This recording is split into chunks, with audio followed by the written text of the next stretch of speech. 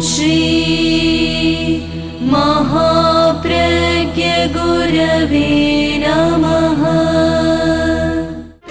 जिसके सांसों में रहता है शाश्वत शांति का स्पंदन, उस महाप्रज्ञ को वंदन, उस महाप्रज्ञ को वंदन।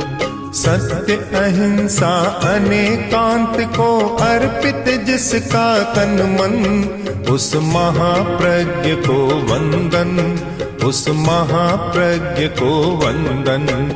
जिसके सांसों में रहता है शाश्वत शांति का स्पंदन, उस महाप्रज्ञ को वंदन, उस महाप्रज्ञ को वंदन।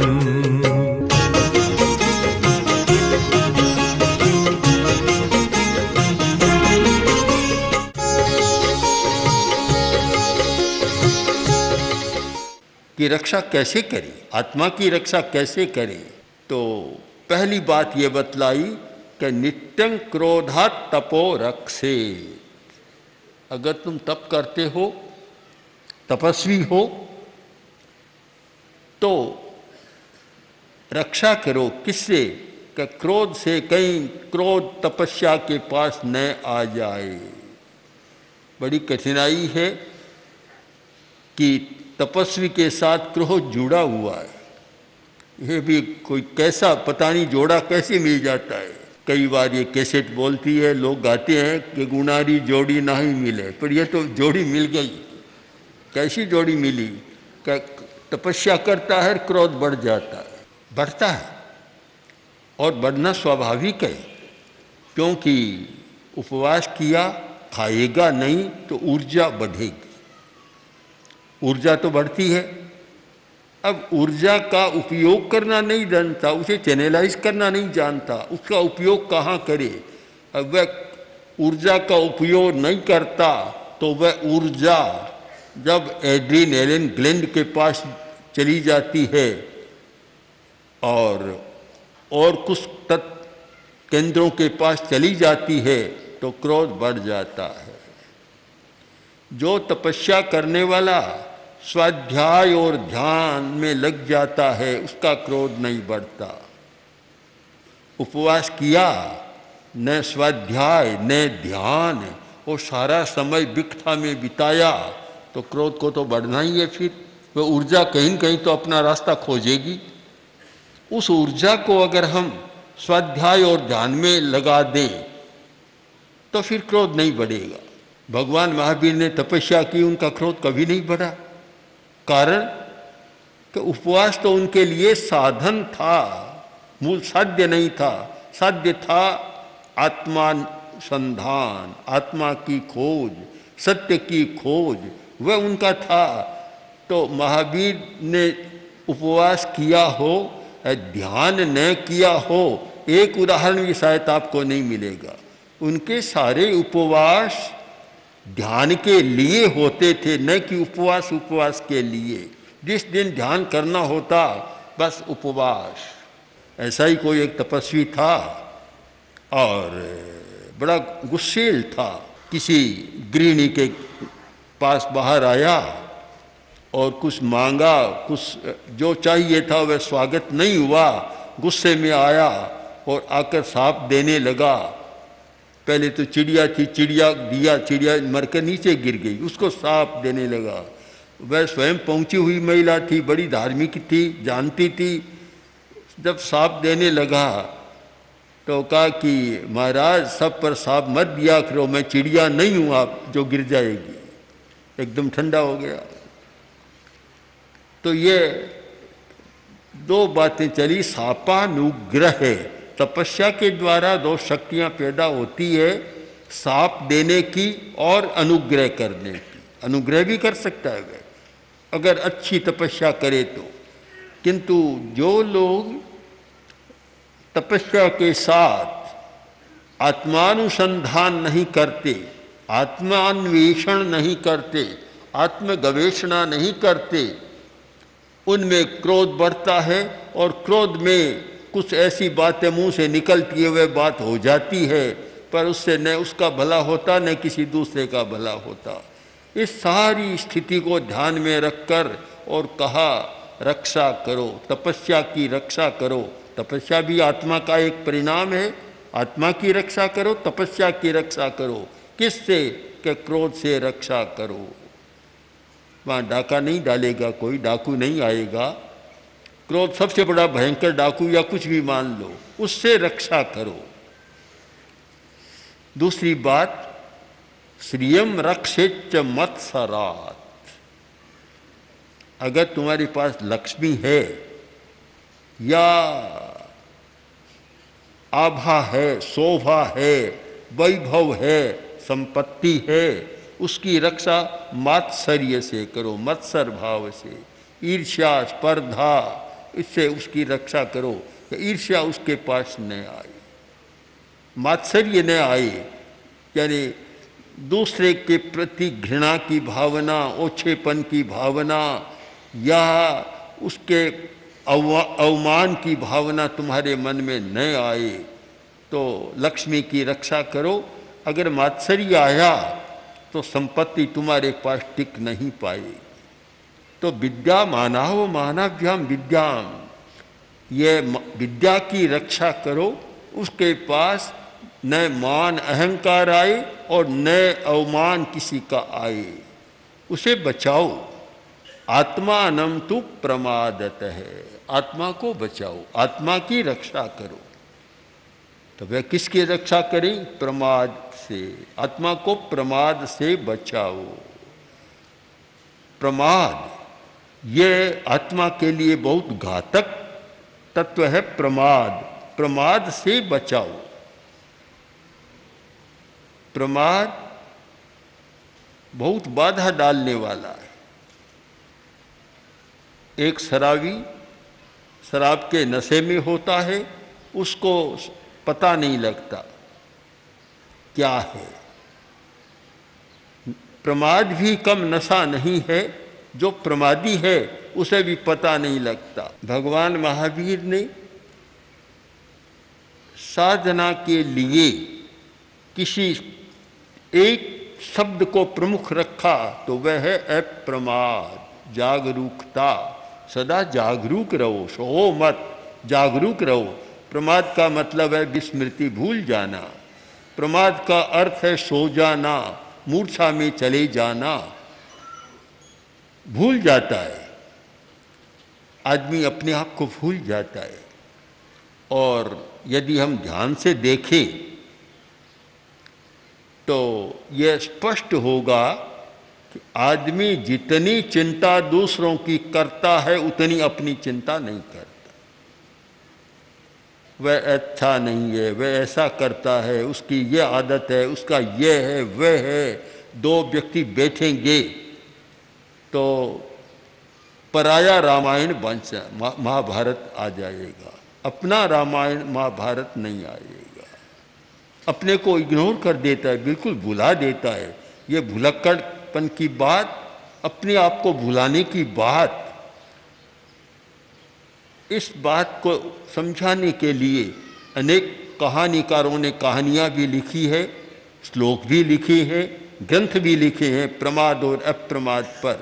आदमी इतना भूल जाता है कि अपने आप को गिनता ही नहीं है। प्रसिद्ध कहानी है कि 20 ऊँटों का काफिला चला, थार को पार करना था, रेगिस्तान को, थार को, जंगलों को पार करना था। एक थार को पार किया और पार करने के बाद बोले भी देखो, हमने ये बड़े गहरा रेगिस्तान थार का प्रदेश इसको पार कर दिया, अब गिन तो लें कि कहीं कोई छूट तो नहीं गया है। एक निकाल, मैं गिनती करता हूँ, सामने खड़े हो गए और गिनना शुरू किया। 1 से चला और 19 तक पहुँचा। एकदम स्तब्ध हो गया, बोला भी एक तो खो गया, अपना एक साथी तो खो गया। दूसरे ने कहा कि तुम ठहरो, मैं करता हूँ। तो दूसरा आया, उसने भी गिना तो उसने भी कहा भी एक साथी खो गया। अब 2-4 ने ऐसा किया और सबकी गिनती में 19 आ रहे, 20 आ ही नहीं रहा है कि एक साथी तो खो गया है। रोने लग गए, बिलाप करने लग गए, चिल्लाने लग गए। उधर से कोई एक आदमी आया, बड़ा समझदार था। उसने कहा, भैया क्या बात है, क्यों रोते हो जंगल में, यहाँ रोने की क्या बात है, क्यों रोते हो? कि भाई क्या बताएं, हम घर से चले थे, साथ में चले थे, अनुबंध था कि हमेशा साथ रहेंगे, तो हमारा एक आदमी कहीं बीच में भटक गया, खो गया। उसने कहा, रे कितने थे? कि 20 थे। तो अब मेरे सामने खड़े हो जाओ, मैं गिनता हूं। तो गिनना शुरू किया, 1 2 3 और ये 20वां। देखो 20 है, तुम कैसे करे 19? ओहो भाई साहब क्षमा करें, भूल हो गई, मैंने सामने वालों को तो गिन लिया, अपने आप को नहीं गिना। खो गया। प्रमाद से आदमी खो जाता है, अपने आप को भी गंवा देता है, दूसरे को नहीं अपने आप को भी गंवाता है। तो बड़ी कठिनाई है कि प्रमाद के कारण आदमी अपने आप को भूल जाता है। हम धार्मिक लोगों से पूछें कि धर्म क्यों करते हो? आत्मा के लिए। आत्मा क्या है, कहाँ है? आत्मा का स्वभाव कहाँ है कि हम तो नहीं जानते। जिसके लिए धर्म करते हो और उसको भी नहीं जानते, कितना बड़ा प्रमाद है। यही तो है प्रमाद, विस्मृति, कि हमें उसकी स्मृति नहीं है कि मैं किसके लिए जा रहा हूँ। कार में बैठा और कार चालू हो गई, घंटों तक चलती रही। आखिर बोले, ड्राइवर बोला कि भैया बताओ कहाँ जाना है? या आ गया तुम बता रही, कहाँ जाना है? कभी अब तो पता तो मैं भूल गया हूँ। यह है प्रमाद, विस्मृति, अपने लक्ष्य को भूल जाना, अपने कर्तव्य को भूल जाना, अपने गंतव्य को भूल जाना, यह है हमारा प्रमाद। और आत्मा को प्रमाद से बचाओ, यानी आत्मा के स्वरूप को जानने का प्रयत्न करो, उसे भुलाओ मत। अगर ये पूछा जाए कि 24 घंटों में पैसा, रोटी, पानी कितनी बार याद आता है और आत्मा कितनी बार याद आती है? 24 घंटे की बात मैंने कह दी, 24 दिनों में भी, 24 महीनों में भी कभी आत्मा है, याद आती है या नहीं आती है? वह याद नहीं आती। याद तो और काम तो आएंगे, जो व्यवहार के काम चलते हैं सब याद आएंगे, पर मैं आत्मा हूँ और मेरा सबसे बड़ा वैभव, संपत्ति, धन जो कुछ है वह मेरी आत्मा है, मैं आत्मवान हूँ। कभी याद ही नहीं आता। बाहर का ऐसा चक्र है कि शरीर को चलाने वाली सारी चीज़ें याद आती, किंतु आत्मा की बात याद नहीं आती। बहुत लोग जानते ही नहीं है कभी शरीर में कोई दूसरी चीज़ भी है क्या।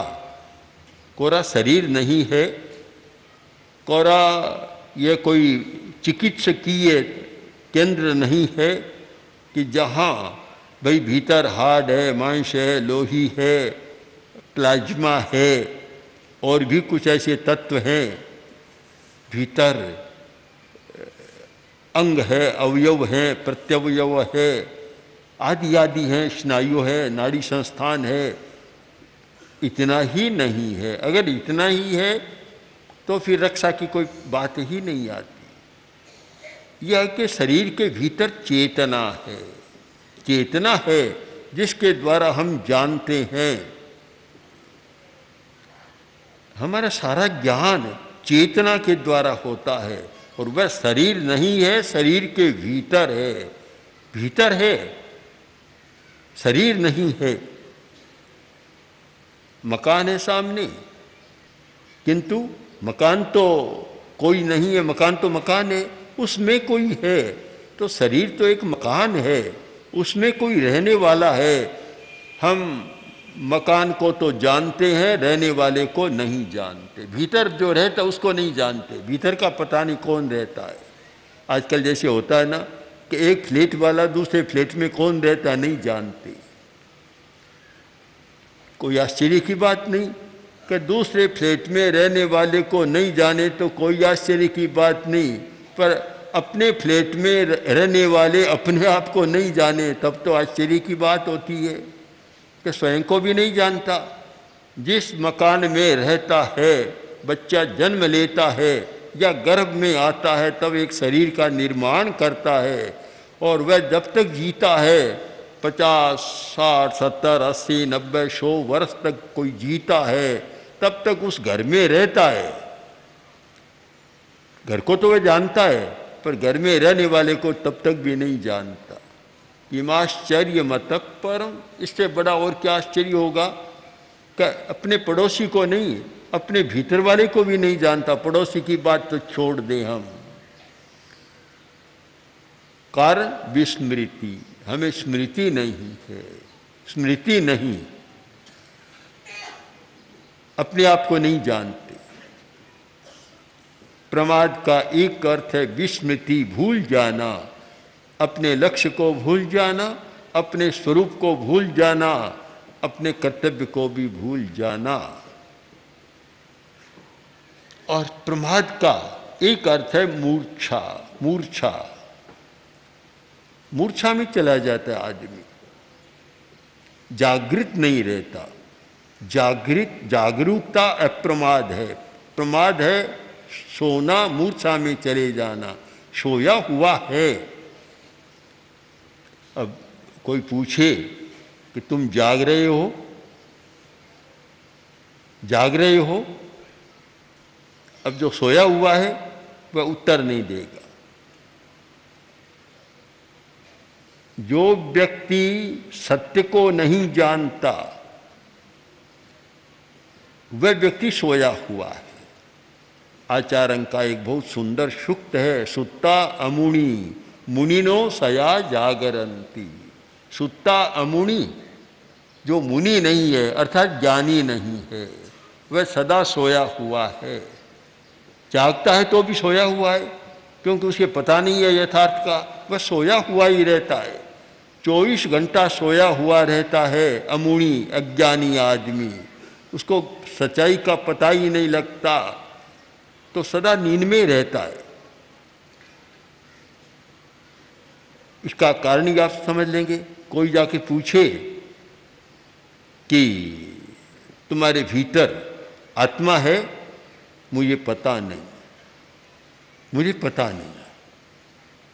जैसे कोई जाकर पूछे कि तुम्हारे घर एक आदमी आया था, वह अब कहाँ है, कि मुझे पता नहीं। ठीक उत्तर यही हो गया कि तुम कौन हो। महर्षि रमण ने इस सूत्र को ही साधना का सूत्र बना लिया था कि मैं कौन हूँ, तुम कौन हो, मैं कौन हूँ।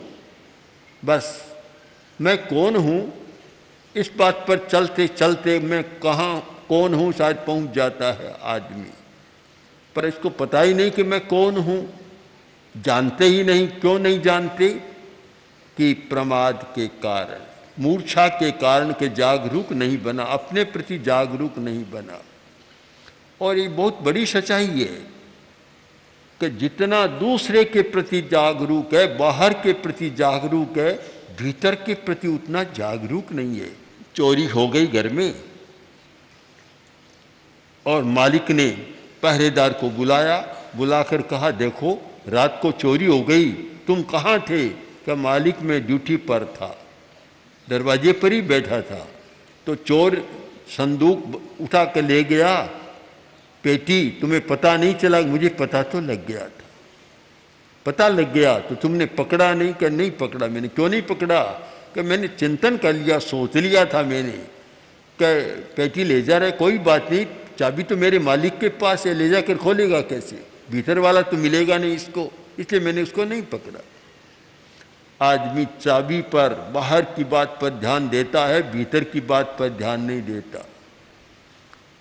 चाबियां तो अलग अलग हो सकती है, कितनी मिल सकती है, पर जो भीतर में है वह जवाहरात तो बाहर मिलेगा नहीं, वह तो चला जाएगा, चाबी तो फिर मिल जाएगी, पर सारा ध्यान बाहर पर आकृष्ट है।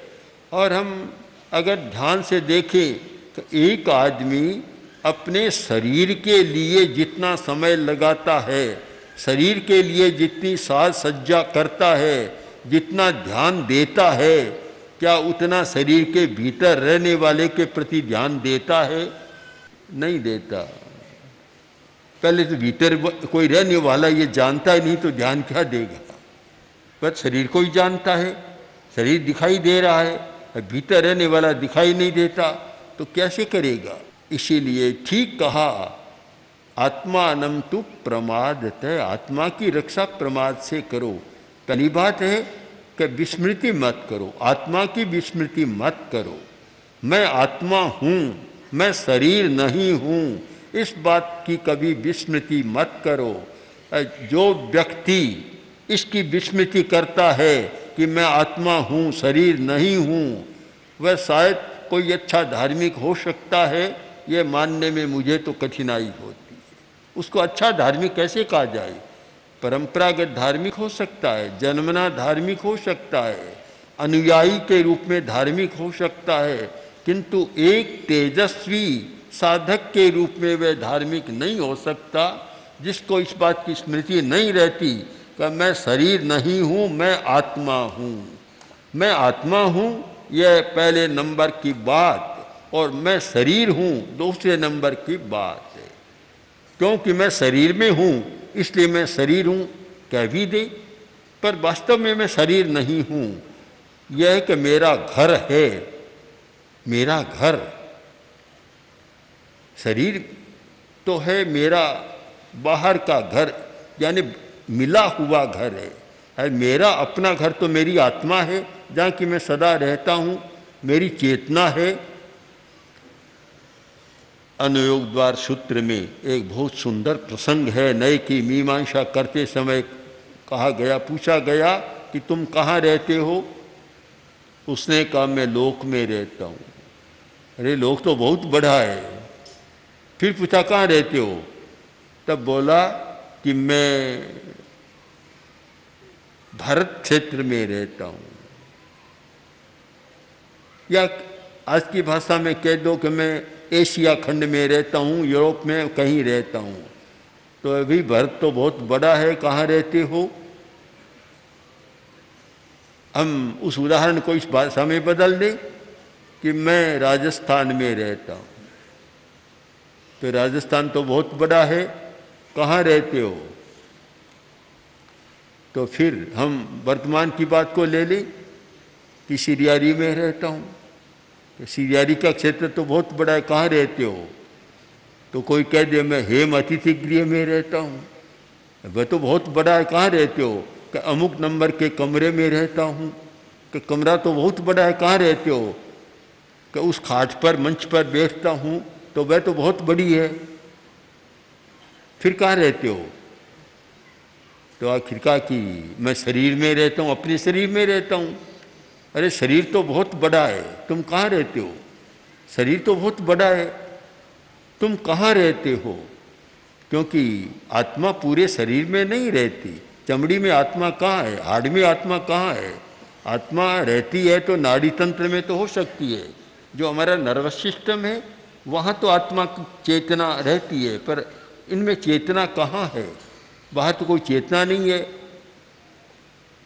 तो शरीर तो बहुत बड़ा है, शरीर में तो इतनी पोल है, कोई आदमी मुंह खोले तो भीतर क्या पोल ही पोल दिखती है, गड्ढा सा दिखता और है क्या भीतर? भीतर में सारा पोल पोल है। कहाँ रहते हो? तब बोला मैं मेरे आत्म प्रदेशों में रहता हूँ, इस केंद्र में रहता हूँ। अब कहाँ से कहाँ तक चले गए? मैं कहाँ रहता हूँ, मैं कौन हूँ, कहाँ हूँ? बस जो इसकी विस्मृति करता है यह है प्रमाद। प्रमाद है वो, उससे आत्मा की रक्षा नहीं होती। तो इसलिए आत्मा की सदा रक्षा करो। तो प्रश्न होगा किससे रक्षा करो? कि प्रमाद से रक्षा करो। प्रमाद पास में न आए, तुम्हारी आत्मा सुरक्षित है, तुम सुरक्षित हो। फिर दुनिया में जो भी होता है रहते हो, कम से कम दुखी नहीं बनोगे, तनाव में नहीं जाओगे, समस्याओं से संकुल नहीं बनोगे। एक सुंदर आध्यात्मिक सूत्र आगमकार ने दिया है, हम उस पर मनन करें। जैसे धन की रक्षा के लिए प्रयत्न होता है, वैसे थोड़ा थोड़ा प्रयत्न भी, उसका चतुर्थांश प्रयत्न भी हम आत्मा की सुरक्षा के लिए करें, तो शायद और अधिक आनंद का जीवन जी सकते हैं। सब समस्याओं, चिंताओं, दुश्चिंताओं, तनावों से मुक्त रहकर और एक अलौकिक शांति का अनुभव कर सकते हैं। ओम हर। ओम श्री महाप्रज्ञ गुरवे नमः। ओम श्री महाप्रज्ञ गुरवे नमः। ओम श्री महाप्रज्ञ गुरवे नमः। ओम श्री महाप्रज्ञ गुरवे नमः।